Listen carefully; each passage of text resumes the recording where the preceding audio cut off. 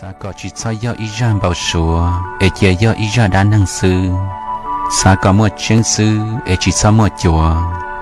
Sa có cú chỉ cho do có tụ phong dư, để chỉ cú uất tụ nâng uất cọt lu. Vì cú chỉ sa uất tụ nâng san trầu.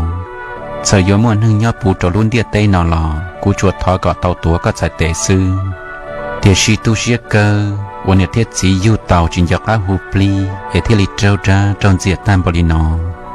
Chúa chỉ li thọ yêu bông thả, lọt ra họ luôn địa tây nọ, chúa bỏ luôn đủ thiên đại ác khoáng kinh qua, dùng dạng gọi ba mát chín đồng, tua ta hụt tí xì mông. Tên mấy ba mát chín đồng, chúa tỏ trời con hạt cháu chia chỉ, và chỉ do ý vua đùa.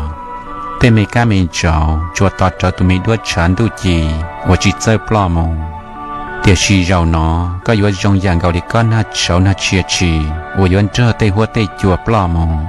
我这辈子都得中不了，家龙看有了所做，老有钱拿做多，家龙看有了后，老去报了。